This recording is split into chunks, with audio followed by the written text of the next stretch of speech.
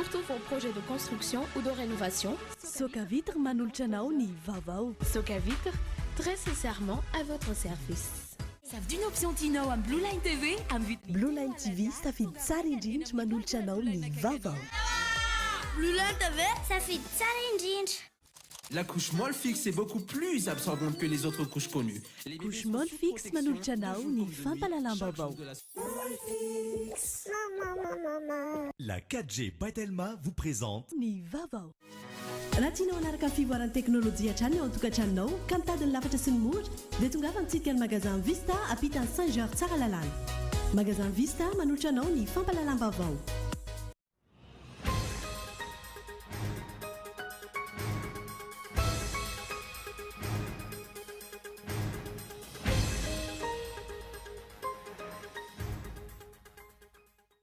Nahazo lesona avy amin'ny solombavamboaka Européenne ny solombavamboaka Malagasy. Ny solombavamboaka any ivelany nanao ny asan'ireo solombavamboaka antsika miaro ny tombotsoan'ny Malagasy maro anisa. Tsy hisy ny fifidianana madio sy ekeny rehetra raha toka ny lalàna ifeny fifidianana aza tsy ahitana marimaritra iraisana raha nambaran'ireo fiarahamonim-pirenena sy mpanao politika nanaovana fanadihadiana. Sy volana teo aoriana ny tranganan'ny raharaha Antsakabary navoaka ny gazety mpiseho isan-kerinandro Madagasikara Matin Hebdo. Androany ireo sary mampiseho abibiana nataon'ireo polisy miisa 700 tany an-toerana. Aiza ny toy any fanadihadiana nampanentana ny mpitondra. Mpandraharaha tanora sivy no nahazo fanampiana avy amin'ny Centre d'Excellence en Entrepreneuriat. Tamin'ity taona ity nivelatra amin'ny sehatra samihafa ny tetikasan'ireo voafidy. Eo amin'ny maresaka iraisam-pirenena nosakanan'ny Russie ny fikasan'ny Amerikanina ampitomboana ny fehimpotoana anaovana fanadihadiana ny amin'ny fampiasan'ny siri fitaovam-piadiana nokleary. Izay no nivoatra nandritry ny fivorian'ny firenena mikambana ny tanterahana omaly. Ny adihadian'ireo arahanao afaka fotoana fohy.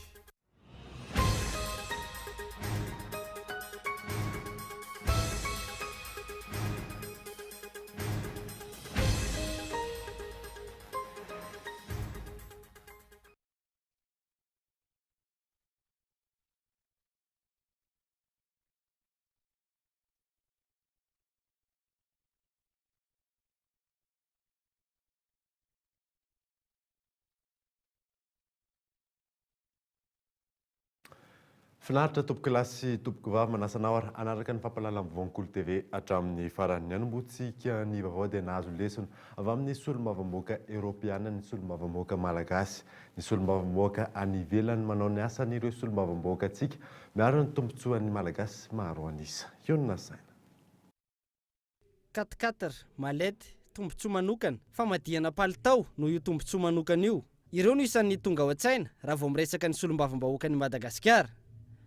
Tokony ho enatra ho an'ireo solombavambahoaka Malagasy ny fahitana tamin'ny Haino Manjery sy tamin'ny Aterineto ny nambaran'ny solombavambahoaka Européenne iray tany Bruxelles izay nanao ny asan'ireto solombavambahoaka antsika miisa 150.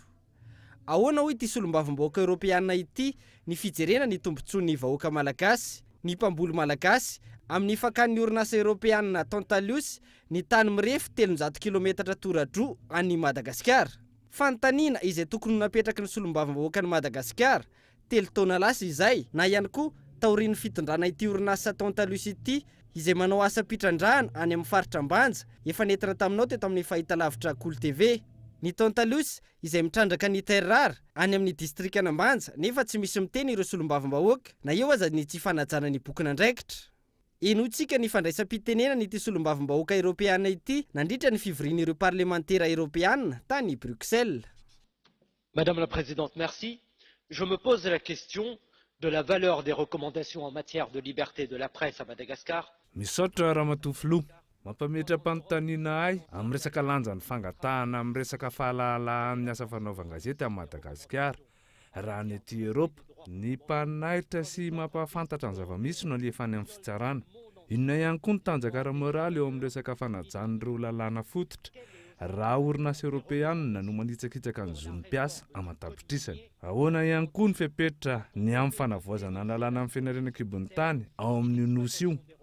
Raha miresaka isika ny fitrandrahana tsara-dalàna ny arenakibon'ny tany sy ny fitrandrahana tsara-dalàna izay ataon'ireo kompania eoropeanina, satria ireo fangatahana sy fepetra ireo tsaratsara kokoa raha nontaniantsika ny orinasa allemande iray Tantalus izay naka tany 300 kilometatra toradroa izay ajarian'ny mpamboly malagasy.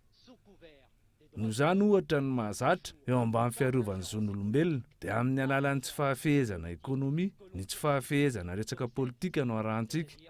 Izany hoe ny tombontsoa amin'ny vondrona eoropeanina sy ireo firenena eoropeanina ary ireo firenena sy ratsa mangaika ny firenena maro aty Eropa. Misaotra tompoko. Et des multinationales européennes. Merci.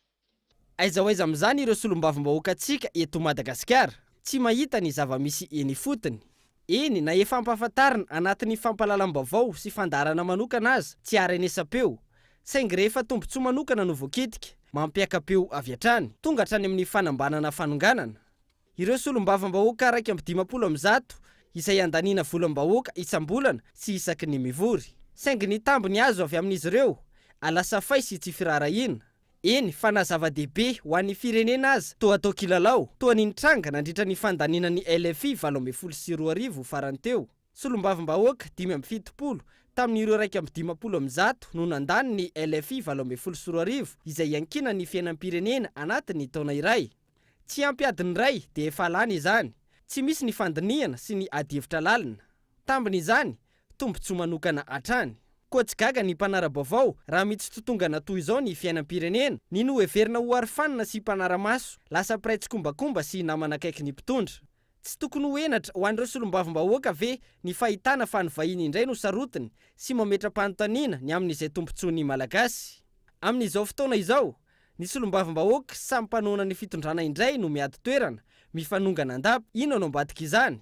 Tsy firarahina ny tombontsoan'ny vahoaka malagasy, fitiavan-tena tafahoatra.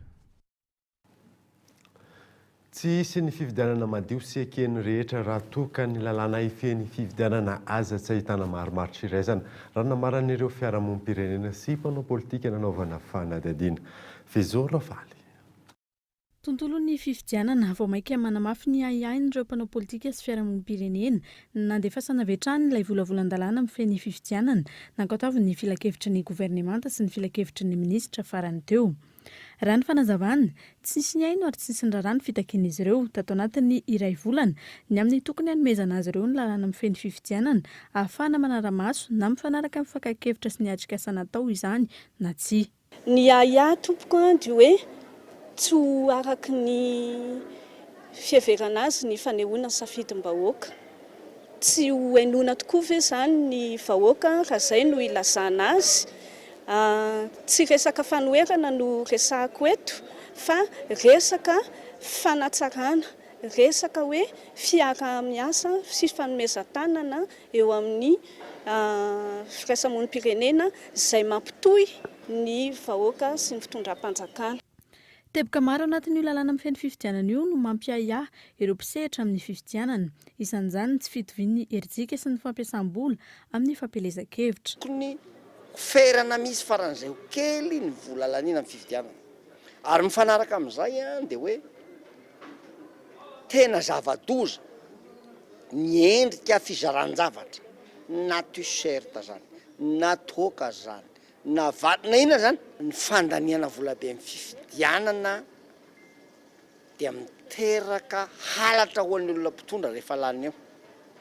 Miteraka favoritisme amin'ny fandraharahana, miteraka kolikoly, sy afaka mivady amin'ny hoe hisiana fanjakana tsara-tatana ny fandanian'ny kandida vola amina fifidianana. Tsy misy ny voka-pifidianana madio sy mangarahara ary eken'ny rehetra raha toka ny lalàna amin'ny fifidianana azy tsy ahitana marimaritra iraisana.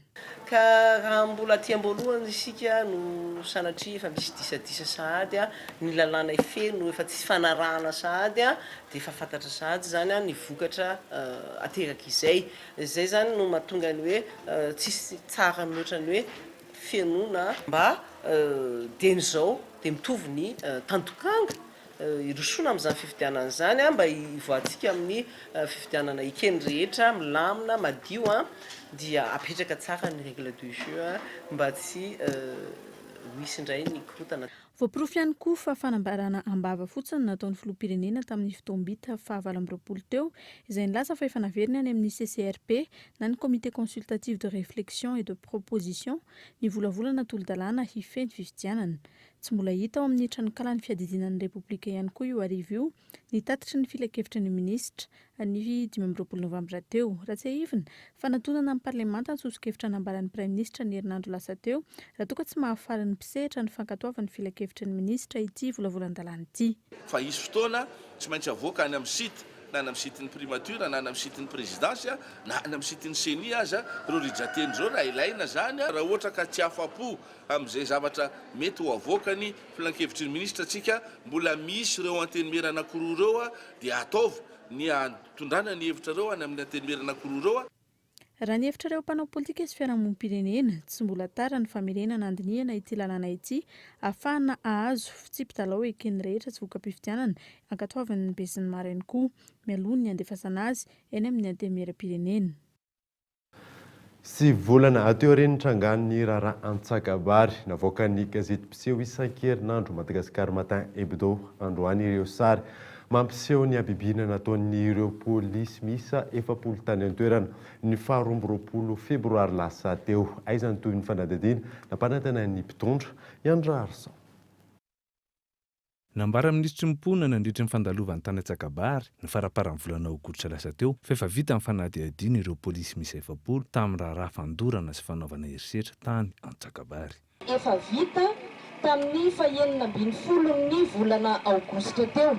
Zany hoe mbola vao herinandro lasa zay no nahavitan'ny fanadihadiana an'ireo mpitandron'ny filaminana 70 zay nanatanteraka ny hiraka taty Antsakabary tamin'ireny fotoana ireny ary dia hoentina eo anivon'ny fitsarana ny raharaha amin'izao fotoana izao. Hatramin'izao telo volana teo arian'io fanambarana io tsy nisy tony intsony iny raha iny. Tsy nisy ny fitsarana nambara ministry mponina. Manoloana izany fitarazoana izany namoaka sary maneho ireo herisetra nataon'ireo polisy misy 70 tamponina tao anatin'ny fokontany 5 ao amin'ny commune Antsakabary ny gazety mpiseho isan-kerinandro Madagascar Matin Hebdo androany. Sary maneho ireo polisy manao rojo lava amin'ny tady ireo vatan-dehilahy. Misy sary maneho ihany koa ny fampadadiana nataon'ny polisy lahy antitra. Olona saina manala takenatra eny aminy hita ao amin'ity gazety avokoa izany sary izany. Hatreto aloha dia ny ministry ny filaminana anatiny tamin'ny fotoana io no esorina. Dia izay mampametra-panontaniana maro ny tsy fampitoviana lenta ireo sivily misa 5 no tanàna-ponja nambara honamony ireo polisy roa lahy ny atombohan'ity raharaha ity. Fa ahoana kosa reto polisy misy 70 manao fitsaram-polisy reto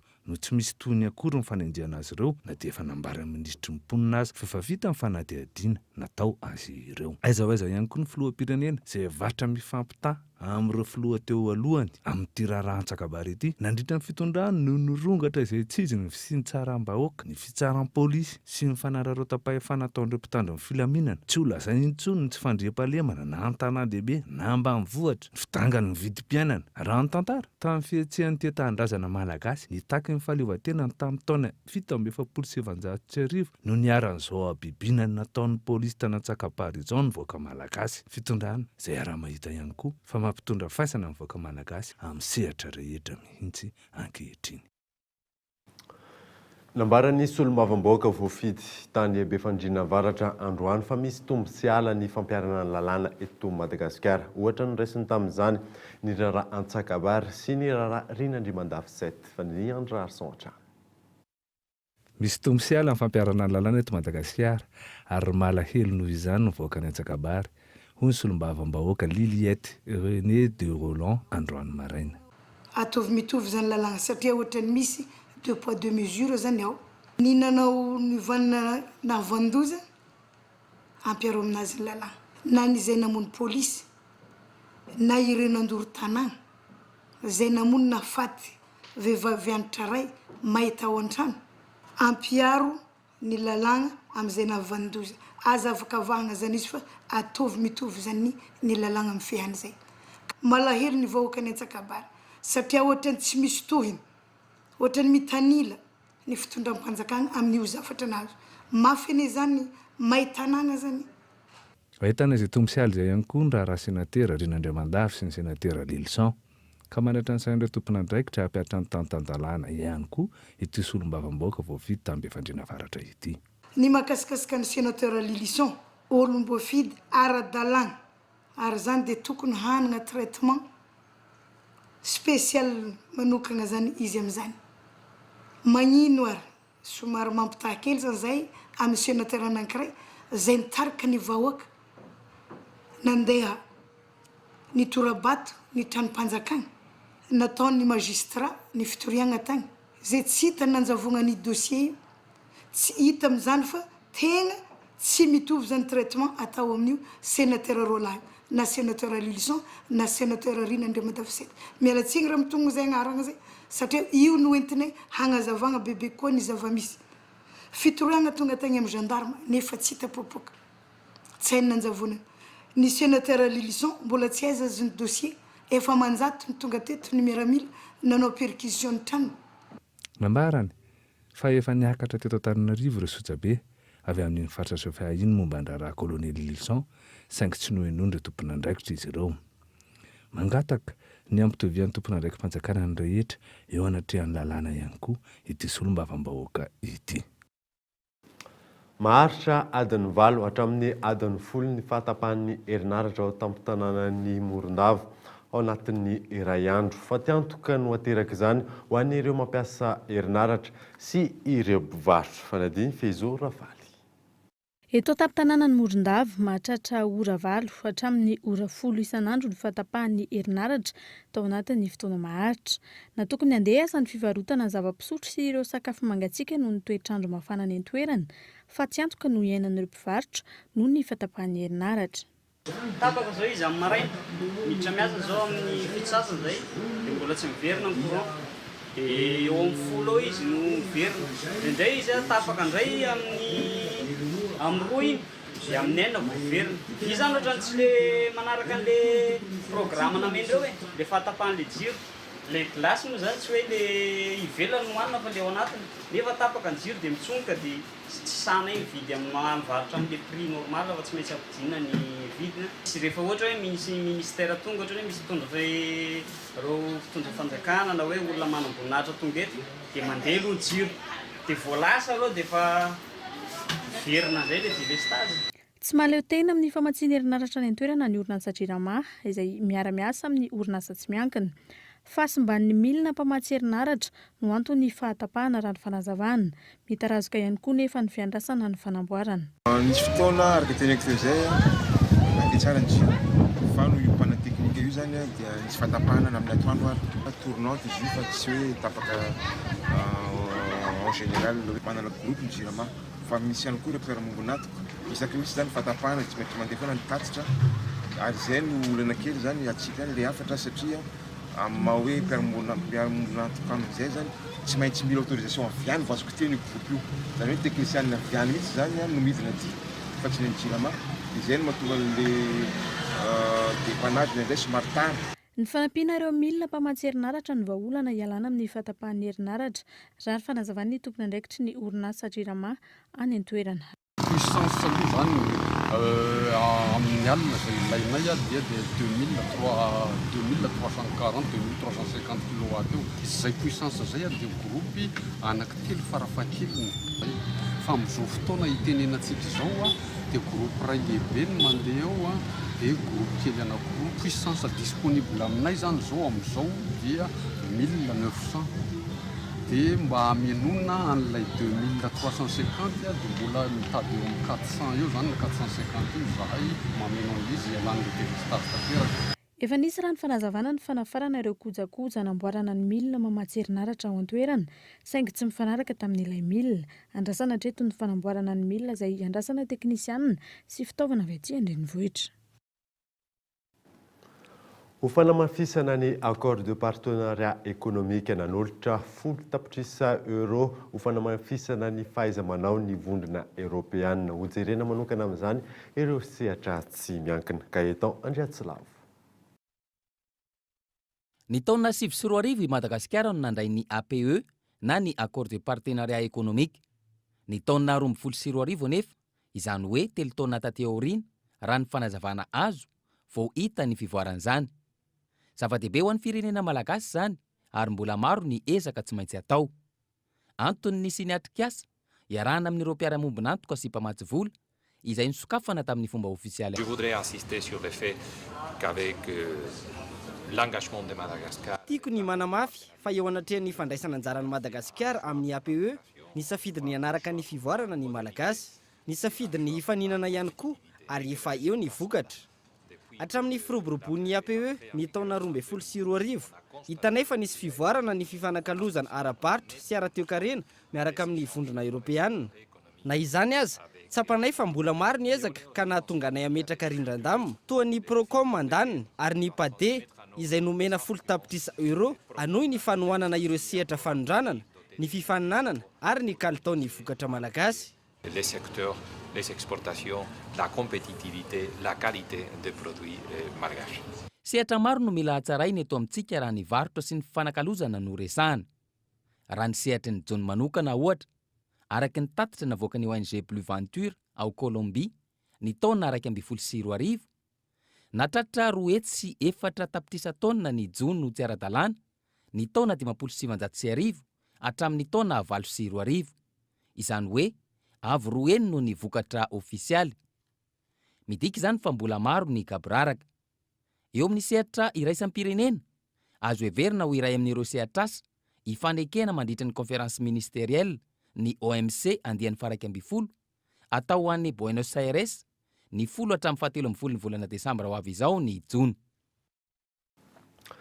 Tontolon'ny fampianarana kosa indray dia miverina mianatra amin'izay ireo mpianatra eny anivon'ny université manerana ny nosy raha ny fanapa-kevitra nandritry ny fivoriana tsy ara-potoana izay nitanterahan'ny filohan'ny université omaly.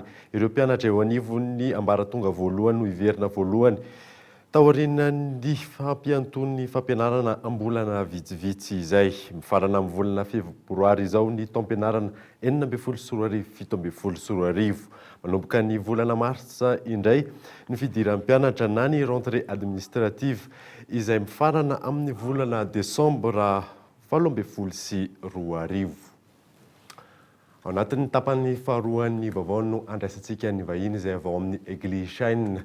Iresantsika ihany koa ny tontolon'ny sakafo fa ny 200 amin'ireo karazan-tsakafo 7 mandalo fitiliana no tsy manaraka fenitra eto amintsika. Fa mialohan'izay aloha dia reto misy dokavarotra.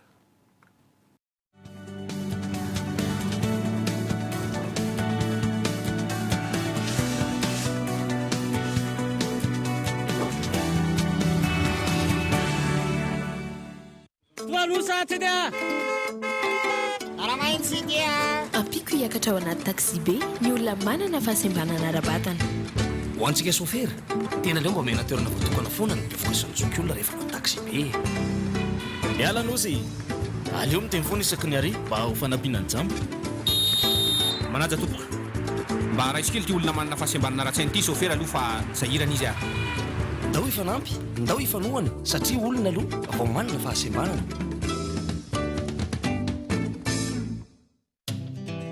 Lalaina no anarako, nanana nofinofy hatramin'izany mbola kely, nanomboka tamina zavatra kely, vola madinika atao anaty boatin-drakitra. Ny alehibe natao kapafonaretana ny zavatra rehetra. Dia ny fanojy tamin'ny amin'ny vola, mpiara-dalana azo antoka, ka ny telefoniko no lasa boatin-drakitra. Manangom-bola isan'andro miaraka amin'ny amin'ny vola, n'aiza misy ahy. Miaraka amin'ny amin'ny vola, afaka mindram-bola eo ny eo koa ka tanteraka ny nofinofiko.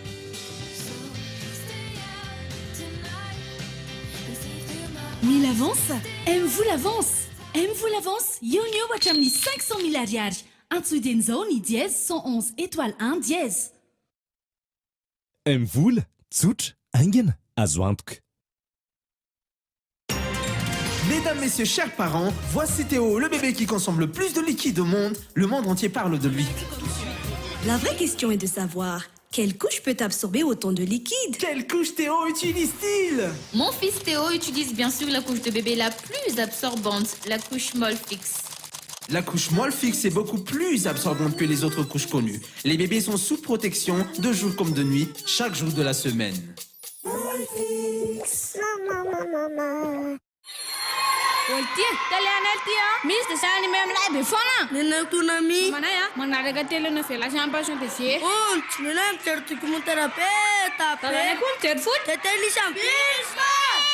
Sample Blue Line TV daholo eny izany ny tele anareo trano e. Miaraka amin'ny bouquet magique ao amin'ny Blue Line TV, misafidiana option anankiroa izay tianao: documentaire, telenovelas, film, dessin animé na sport amin'ny vidiny 3 alariage. Blue Line TV, safidy tsara indrindra. Dès l'âge de 1 an, ce que votre bébé expérimenté apprend participe à construire l'adulte qu'il deviendra demain. Son cerveau et son système immunitaire se développent de façon très importante au cours des 3 premières années de la vie. Dans notre centre de recherche, nos experts ont développé le lait de croissance Apta Junior avec Pronutra Plus, élaboré pour les petits à partir de 1 an pour les aider à construire leur avenir pas après pas. Le lait de croissance Apta Junior de Nutricia, aujourd'hui pour demain.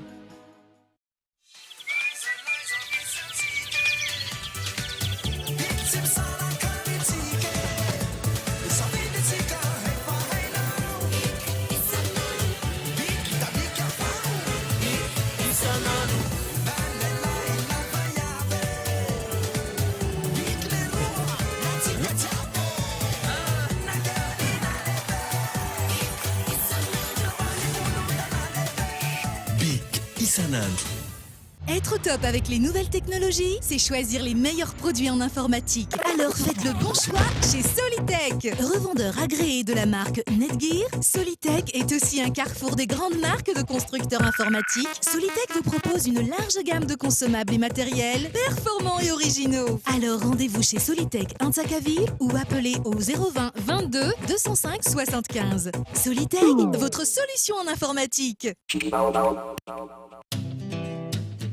Je m'appelle Ravak. Déjà petite, j'en rêvais. Il a suffi d'un geste, une simple pièce de monnaie et le rêve débute. Avec le temps, j'ai grandi avec ma passion. Et puis, j'ai fait la rencontre d'un partenaire de vie, Mvoul. Et mon téléphone est devenu ma tirelire. J'économise tous les jours avec Mvoul, où que je sois.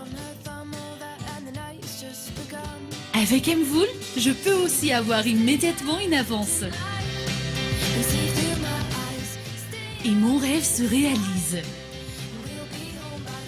Besoin d'une avance? Mvoul avance. Mvoul avance immédiatement jusqu'à 500 000 arrières. Tapez le dièse 111 étoile 1 dièse. Mvoul, simple, immédiat, sécurisé.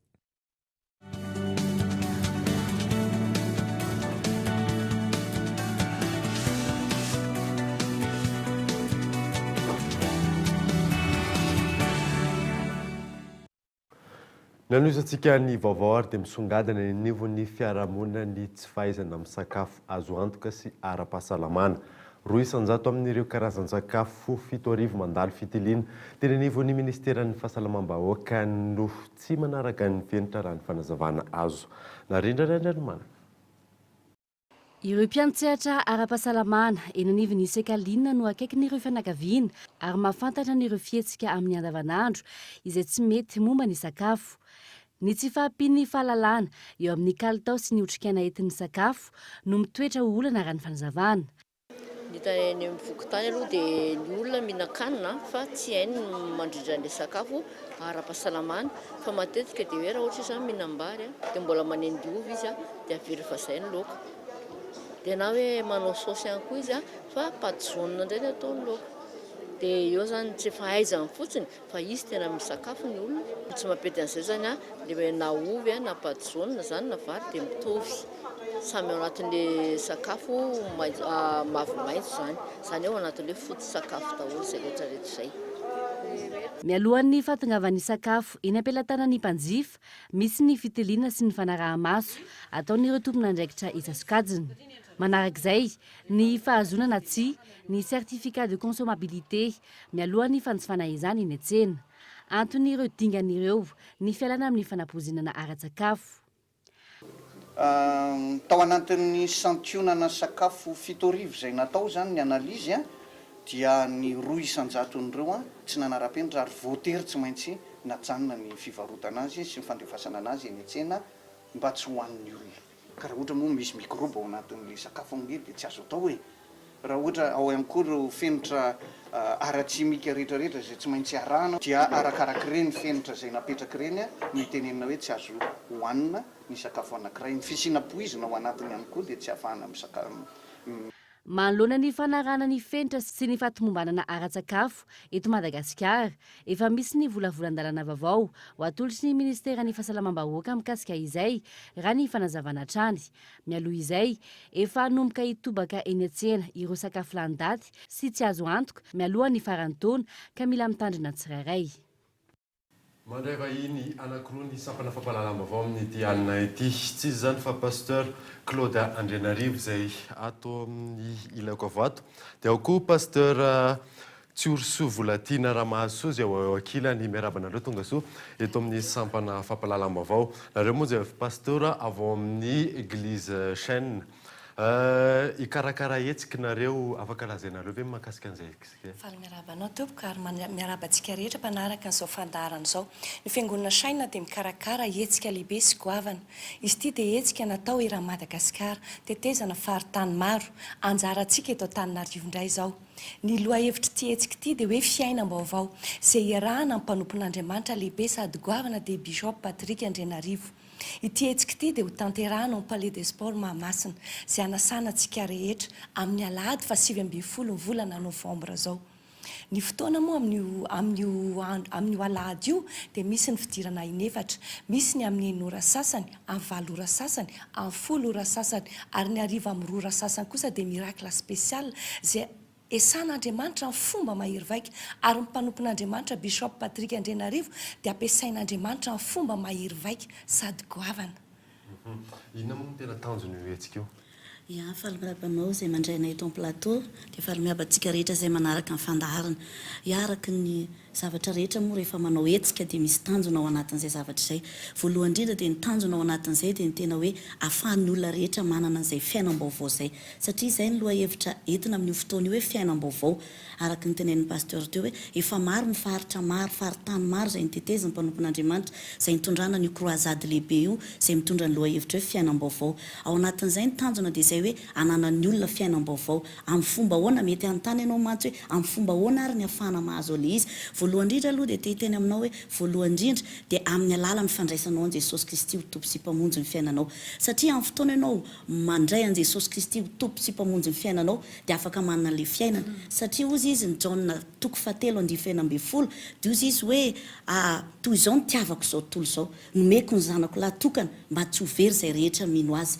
Dikan'izay zany teto zany dia nanazava mihitsy izy hoe mba tsy ho very izay rehetra mino azy. Dikan'izay io fiainana io dia fanomezana ny men'Andriamanitra antsika fa saingy izao anefa izay rehetra mino azy no afaka manana an'ilay fiainana. Dia eto izay indrindra ny anton'ilay hetsika ary tia mpafantatra ihany koa satria raha mijerytsika ny ten'Andriamanitra ao amin'ny John 4:10 dia milaza ozy izy hoe ny mpangalatra ozy izy raha avy dia angalatra hamono ary andringana fa za ozy izy Jesosy raha ho tonga dia anomenao fiainana dia fiainana be dia be. Zany hoe tamin'ny alalan'i Jesosy no nanomezan'Andriamanitra ny fiainana io ary izay indrindra ny anton'ilay fotoana satria amin'ny fotoana io mpanompon'Andriamanitra dia ampandray an' Jesosy ary hivavaka ao antsika fa possible ianao afaka hanana fiainana vaovao afaka hiova ny fiainantsika manana an'izay fiainam-baovao izay ary ny John 1:5 dia milaza mihitsy ozy izy hoe izay manana ny zanaka no manana ny fiainana.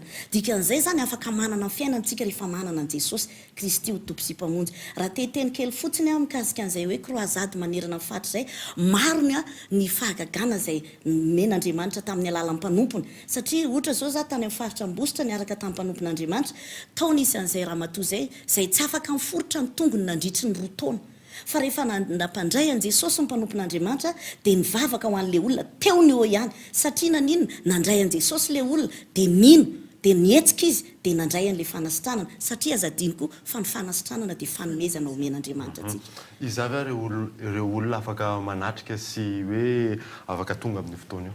Ya, ny olona rehetra dia afaka ho tonga amin'ny fotoana io izay mangetaheta fiainam-baovao. Zany hoe izay mangetaheta fiainam-baovao faharoa izay manana finoana fa afaka hiova ny fiainana satria ilay izy tsinona tsy lefa hoe tonga fotsiny ianao hoe tonga ao ary dia hitako eo izany fiainako iova izany tsy izay no takian'Andriamanitra amintsika fa ny fotoantsika manana hetaheta hoe te hanana fiainana vaovao dia minotsika fa afaka nomen'andriamanitra atsika zay satria fanomezana le izy amin'ny mahafanomezana azy dia zavatra gratuit le izy donc zany ny ataontsika dia zao mandray an'le fiainana rehefa nomen'andriamanitra le izy dia raisina le izy tamin'ny alalan'i jesosy kristy ka raha manana fanirina ianao manana etaeta ianao mety tsy ratsy zao fiainanao zao mety mbola mety hoe mety ozy ianao mety zao fa nefa tehiteny aminao androany mbola misy tsara lavitra mihoatra no zao zay omen'andriamanitra atsika ary afaka manana an'izay fiainan'izay tsika rehetra rehefa mino sy mangetaeta ho amin'izay fiovany zay ny amaranantsika anazy ary alefasa reo fanentanana an'izay ho amin'ny lady zay iny ary manentana antsika rehetra ny tokantrano any zay ho tonga fa fotoana mety ho anao io fotoana amin'ny alady io raha tsy amin'ny alady dia roviana indray andriamanitra efa vonina manasa anao zay nizana izy ianao manaraka izao fandaharana izao mahita n'izao fahita lavitra izao dia manasa anao zay ho tonga amin'ny fotoana io any palais de sport mahamasina ny fidirana ho iahy teo dia misy ny fidirana intelo amin'ny maraina amin'ny enora sasany amin'ny valora sasany ary amin'ny volora sasany ny ariva kosa amin'ny rora sasany dia miracle spécial zay anaovany n'andriamanitra fagagana araka ny teneny pasteur tsy horoso teo fa rehefa tena manana etaeta ianao dia andriamanitra hikasika anao manokana andraisanao le fiainana vaovao manentana anao zay tonga avy amin'izany tsy misy ny vidim-pidirana afaka tonga ianao afaka tonga ao ianao na maraina mijanonao mandra-pariva ny andro vao may tsara zany fa eto zay dia te hanentana ary te hanindry fa fotoana mety ho anao io anananao fiainana tsara amin'izay miaraka amin'andriamanitra ankasitrahanareo pasteur vahiny teto amin'ny sampana fampalalam-baovao makasitraka tompoko mandra-piona indrindra tompoko miakatra raika amby folo ny isan'ny vakoka ara-kolotsaina sy ara-boajanahary eto Madagasikara araka nivoaka androany nandritra ny atrikasa fanavaozana liste indicative de Madagascar faranidiny miantarandrianay ny tombo telo nanomboka androany nisan'ny vakoka ara-kolotsaina sy ara-boajanahary voasikajy anatin'ny liste indicative de Madagascar izany hoe misy raika amby folo izany ankehitriny raha toa valo teo aloha tafiditra anatin'izany ohatra ny eglizy katolika nambody fotaka izay eglizy voalohany teto Madagasikara ny réserve spéciale alanjanahary be forêt sèche de landrefana village zafimaniry sy ny maro hafa dia io matsiny a natao hoe tany ketsa angalana vakoka soratana any anatin'ny vakoka iraisan'izao tontolo izao na le ataontsika hoe patrimoine mondial eo amin'ny lafiny fikajiana misy zany ny atao hoe fikajiana ho fiarovana aloha zany hoe aty aloha zany ianao dia efa miaro mialoha zany miaro teny mialoha zany betsaka amin'ny vakoka malagasy no tsy voakarakara araka ny tokony ho izy ary miasimbatrany araka nambarany teo anivon'ny harena Madagasikara na izany ny vakoka azo tsapaitanana na ireo tsy azo tsapaitanana betsaka ny tokony harenina raha ny fanazavana dia raha zavakanto zao raha miteny zany hoe zavakanto etontsika hoe hikajiana an'izay ohatra hoe miteny hoe lafiny ara-teatra tokony velomina indray zany ohatra zany izany filalaovana teatra zany ny fampitana zany amin'ny taranaka faramandimby ohatra izay lazaiko izay dia ao indray tsika amin'ny resaka hoe hosodoko indray zany ny hosodoko koa tokony velomintsika indray za tsy miteny akory hoe maty le izy fa hoe omena aina vao zany le izy midika ny omena aina vao zay ampitaina amin'ny taranaka faramandimby tsy tokony kobonina tsy tokony tazomina tsy tokony kajiana irery any amin'ireo mpahay azy zany fa tokony ampitaina le izy zava-dehibe afana manandratra avy ny firenena ireo vakoka ananantsika ny tantara entiny sy ny mampiavaka azy kosa no afana manao ny sivana atonga azy ho patrimoine mondial mpandrara tanora sivy no nahazo fanampiana avy amin'ny centre d'excellence en entrepreneuriat tamin'ny ity taon'ny ity mivelatra amin'ny sehatra samihafa ny tetikasany ireo voafidy fanadina miantarandrianay voatrany 5,700 ny tanora monina eto Madagasikara ihany no manana asa maro toerana araka ny antotanisa avy amin'ny centre d'excellence en entrepreneuriat ny famoronana orinasa no afana mivelatra eo amin'ny sehatry ny asa saingy atreto manano sarotra ho an'ny tanora manangan'izany teboka isan'ny mahatonga izay sakana izay ny olana eo amin'ny lafiny ara-bola sy ny tsy fananana paikady maro alantanterahana ny tetikasa fanohanana ny tanora amin'ny fananganana orinasa no ataon'ny centre d'excellence en entrepreneuriat tamin'ity taona ity miisa 5 ireo nisitraka izany atoy ireto tanora ireto opportunité be ho anay nahafahana voasafidy tato amin'ny centre satria nafahanay nivelatra le izy azahoanay manitatra kokoa an'le zavatra efa namboarinay efa kely teo dia zareo vonona mianampy anay mba hivoaranay ahafahanay mitsangana tsara araka mitovy amin'ny entreprise rehetra izay efa misy amin'izao tontolo izao.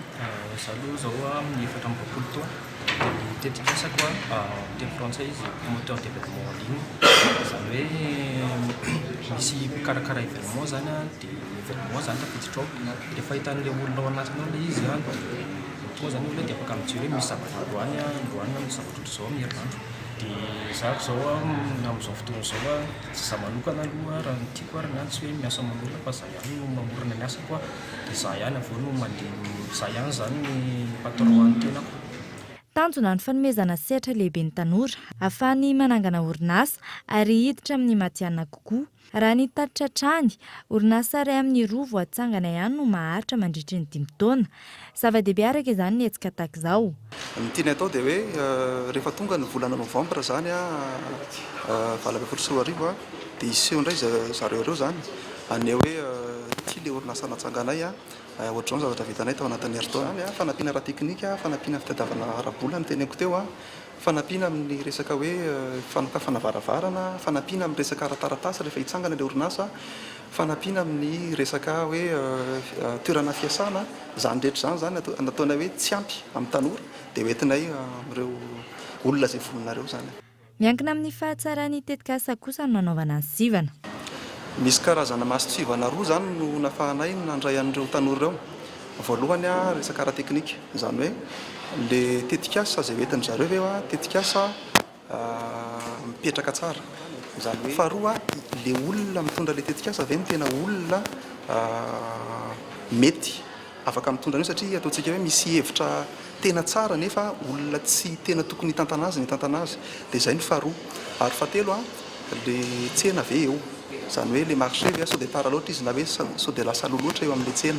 Nisy ny fampisehoana ny tetikasan'ireo tanora ireo androany teo amin'ny Le Pavé Antaninarenina. Iny aina Razavin-Dratsima kosa no nahazo voalohany tamin'ny lalao fifaninanana tamin'ny alalan'ny internet natao. Ray tapitrisa ariary no loka azony. Lalao izay nitohanany Kolo TV FM. Tafiditra anatin'izay fankalazana ny herinandro maneran-tany momba ny fandraharana ireo hetsika ireo ary toy isan-taona zany. Ho tanterahana eny amin'ny village Voara andotam-penaka ny 8 hatramin'ny 10 ny volana desambra ho avy zao ny tsenabe andehany voalohany. Omena lanja manokana mandritra izany ny kolotsaina malagasy ka eto Andriatsilava. Niainga tamin'ny tantaran'i Madagasikara no nakana ny anarana hoe tsenabe andehany voalohany izay ho tanterahana eny amin'ny village Voara ny Vaovao hatramin'ny 10 ny volana desambra ho avy izao. Raha ara-tantara ho any jerena dia ny mpanjaka taloha Andrinampoinimerina no nanao ny tsenabe voalohany ary hita ao anatin'izany ny karazana tolotra maro isan-karazany. Ny mampiavaka ny tsenabe amin'ity indray mitoraka ity dia entana mameno fafapony mpanjifa, zany hoe mameno ny fepetra ny kalitao.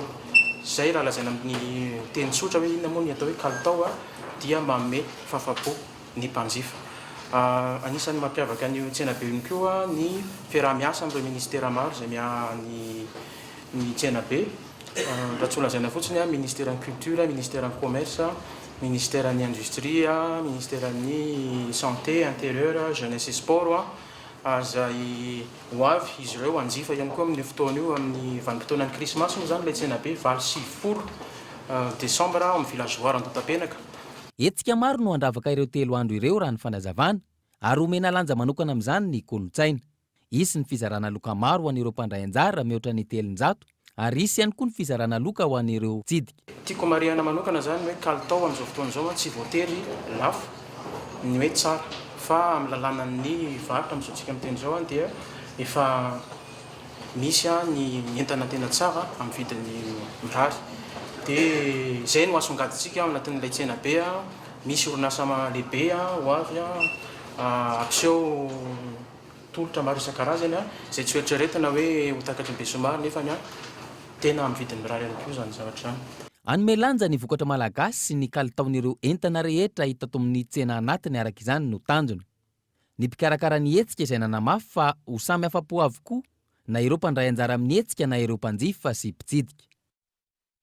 Vaovao ara-panatanjahantena laharana fanomana eran-tany eo amin'ny taranjahanteny Roger Federer nampiondrika ny Silic Marine izy tao Londres omaly fanadina. Nivoaka mpandresy nandritra ny lalao no tanterana ny alakamisy teo rehefa nifanandrana tamin'ny Marine Cyclique i Roger Federer. Raha nanontaniana izy dia nambarany fa tsy tanjony nihazo ny larana voalohany maneran-tany raha amin'izao taonan'izao. Tsy mora hoy izy ny nandresy ny Marine Cyclique. Vao nanomboka ny lalao tsy nanafika loatra aho. Niezaka ny nanarina kosa nefa tany amin'ny ampaham-potoana faharoa ary tany amin'ny ampaham-potoana farany vao tena nahazo aina raha ny fanazavany hatrany. Nanomboka ny taona 770 i Roger Federer no niditra teo amin'ny sehatry ny matianina. Raha tamin'ity taona ity dia efa nahazo ny 5e Open d'Australie, ny 8e Wimbledon, ny 19e titre en Grand Chelem, ny 2e Master de Shanghai ary izao nahazo ny larana faharoa maneran-tany izao i Roger Federer. Eo amin'ny maresaka iraisam-pirenena no sakanan'ny Russie ny fikasan'ny Amerikanina ampitomboana ny fe-potoana anaovana fanadadiana ny amin'ny fampiasan'ny Syrie fitaovam-piadiana nukleary izay no nivoatra nandritra ny fivorian'ny firenena mikambana izay nitanterahana omaly fanadina eo amin'ny sarin'ny France 24. Le projet de résolution américain. Fandavana io no nasetrin'ny Rosiana ny fangatany Etazonia ny analavana herintaona ny fanadadiana ny amin'ny fampiasan'ny Syrie fitaovam-piadiana nukleary. Raha tsy ivana, efa intsivy nandany sosikevitra ny Amerikanina ry zareo Rosiana tamin'ity raharaha Siriana ity ka ity nitranga omaly ity ny 10. Didy izay tsy azo ivalozana avy amin'ny Rusia na nanangatanana avokoa aza ireo firenena mpikambana hafa. Nandritra ity fivoriana ity no nilazan'ny Rusia fa nandritra ny dinika rehetra ara-diplomatika nataon'izy ireo niarahana tamin'ny Etazonia tsy nisy nahitana fahombiazana avokoa ny tsangakevitra rehetra avy amin'ny Amerikanina. Namaly izany ny Amerikanina ka nilaza fa mazava ny tian'ny Rosiana ambara tao anatin'izay lahateny izay. Ny Rosiana raha ninambarany hatrany sady tsy nanao fanadihadiana tamin'ireo krizy sy asa fiampirorona ny tranga no tsy havita hisoroka izay ho avy. Taorian'izay nangataka ny fitondrana Rosiana ny mba hanaovana jeritodika nanoloana ny adiny tranga ny volana aprily lasa teo izay nahafatesana olona maro. Nanda izany ihany koa i Washington. Araka izany mienjandroatra ny tady eo amin'ny zareo Amerikanina sy ny Rosiana momba ity fanaovana fanadihadiana amin'ny fampiasan'ny Syrie fitaovam-piadiana nukleary ity. Alohan'ny sarana daverina aminao ireo vaovao sogadana tamin'ity alina ity nahazo lesona avy amin'ny solombavambahoaka Europeana, ny solombavambahoaka Malagasy, ny solombavambahoaka any ivelany no manao ny asan'ireo solombavambahoaka antsika miaro ny tombontsoan'ny Malagasy maro anisa. Tsy isy ny fifidianana madio sy eken'ny rehetra raha toka ny lalàna ifen'ny fifidianana aza tsy ahitana maromaro siraizana raha nambaran'ireo fiarahamonim-pirenena sy ny mpanao politika nanaovana fanadadiana. Ary farany dia sy volana ateorin'ny tranganan'ny raharaha Antsakabary navoakan'ny gazety mpiseho isan-kerinandro Madagascar Matin Hebdo androany ireo sary mampiseho ny abibinina ataon'ireo polisy misa 700 tany an-toerana ny 12 febroary lasa teo. Aizany toy ny fanadadiana izay nampanantenan'ny mpitondra. Dia izay mamarana ny vaovao tamin'ity alina ity. Ankasitrany ianao nanaraka izany. Soavamandry dia veloma amin'ny fodaholo.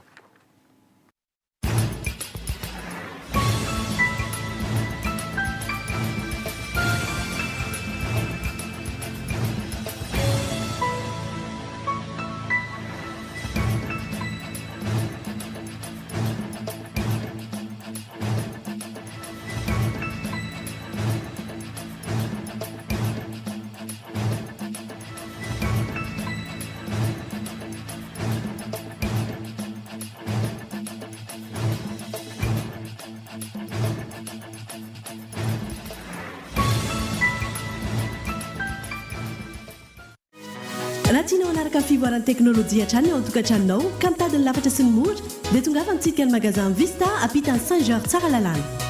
Na raha inao teo ny vaovao niaraka tamin'ny magasin Vista. La 4G by Telma vous a présenté Ni Vaovao. La couche molle fixe est beaucoup plus absorbante que les autres couches connues. Na raha inao teo ny fampalalam-baovao niaraka tamin'ny couche molle fixe. Savent d'une option Tino à Blue Line TV Ny vaovao dia ny rahanao tamin'ny Blue Line TV safidy tsara indrindra. Blue lenta ve safidy tsara indrindra. Pour tous vos projets de construction ou de rénovation. Narahinao toy ny fampahalalam-baovao niaraka tamin'ny Soka Vitre. Soka Vitre, très sincèrement à votre service.